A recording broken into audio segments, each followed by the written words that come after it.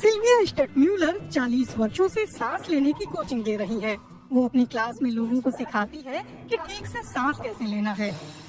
वो ज्यादा से ज्यादा लोगों की मदद करना चाहती है ताकि वे सेहत के लिए कुछ कर सके, सही से सांस लेकर और बेहतर मुद्रा अपनाकर। सांस आपको आपके अवचेतन से जोड़ती है।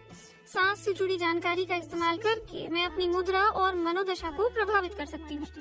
मैं अपनी मुद्रा से अपने मूड को भी प्रभावित कर सकती हूँ और मूड के सहारे मैं अपनी मुद्रा और सांसों की गति पर असर डाल सकती हूँ।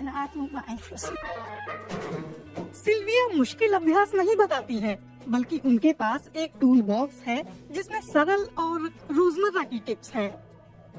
मसलन तनाव से निपटने के लिए तनाव होता है तो मैं ऐसे सांस लेती हूँ, ऐसे जीव की तरह जो बेसुध भाग रहा हो। और मैं शांत कैसे होती हूँ? अपनी पीठ या पैर पर ध्यान लगाकर, क्योंकि तनाव में मेरे पाँव के नीचे की जमीन खिसक जाती है। एकदम यही महसूस होता है। उस वक्त मैं अपने पाँव पर ध्यान लगाती हूँ या अपने पैरों को महसूस करती हूँ। थोड़े से अभ्यास से आप बेहतर महसूस करने लगते हैं। तेजी से सांसें लेने की जगह आप आराम से सांस छोड़ते हैं।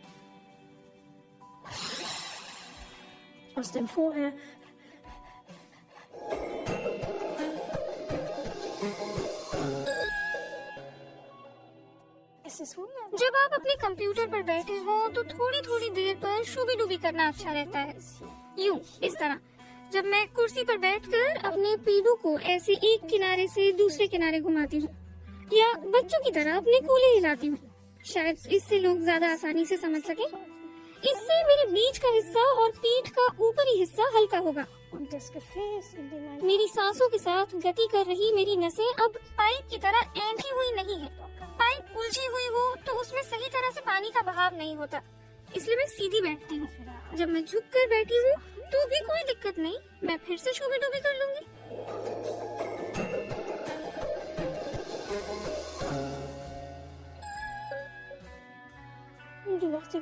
सुबह उठकर केवल कमरे के जाले मत उतारिए, अपने जाले भी हटाइए। अपनी बाहें फैलाइए, कुत्ते या बिल्ली की तरह अंगड़ाई लीजिए। शरीर के सारे अंगों को स्ट्रेच कीजिए। शोर मचाना अच्छा है क्योंकि शोर हमेशा सांस से निकलता है। आप असल में अपने शरीर में हवा भर रहे होते हैं। एक बार एक क्लाइंट ने मुझे कहा, मैं हर सुबह भरपूर सांस लेता हूँ, मुझे इससे फायदा होता है। तो मैंने कहा, बढ़िया है, फिर तो आप बूढ़े होंगे ही नहीं। अब बताती हूँ आलसी लोगों के लिए सुबह की जिम्नास्टिक।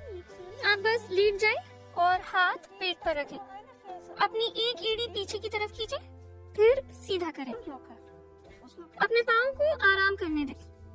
एड़ी खींचे और रिलैक्स करें।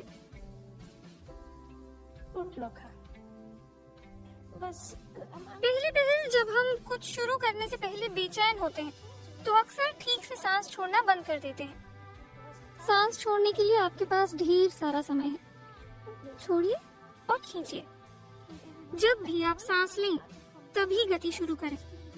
उस वक्त आपको पेट की मांसपेशियों में हो रही गति महसूस होती है। इसे साफ देखा और महसूस किया जा सकता है। इससे पीठ के निचले हिस्से में भी गतिशीलता आती है, रीढ़ की हड्डी के निचले हिस्से में। सांस से जुड़ी सबसे अच्छी छोटी थेरेपीज में से एक है जमाई लेना। इससे निचला जबड़ा रिलैक्स होता है। फिर मैं अपने आप पेट से सांस लेती हूँ और अच्छे से सांस छोड़ते हुए मैं बहुत सारा कार्बन डाइऑक्साइड निकाल देती हूँ जो मुझे नहीं चाहिए।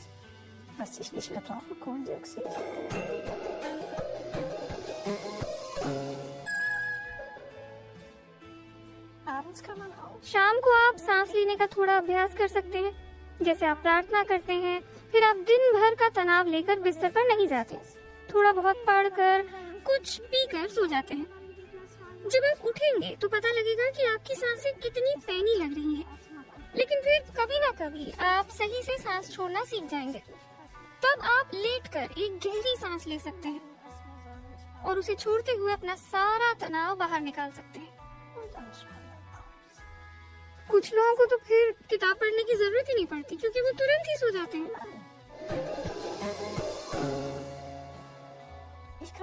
आप ठीक से सांस लेकर कैंसर जैसी बीमारी ठीक नहीं कर सकते, दुनिया नहीं बदल सकते, लेकिन ये सुनिश्चित कर सकते हैं कि आप चिड़चिड़े ना रहें। और आपको डॉक्टर के पास ज्यादा ना जाना पड़े। आप जीवन का लुत्फ उठा सकते हैं और शरीर को नुकसान से बचा सकते हैं।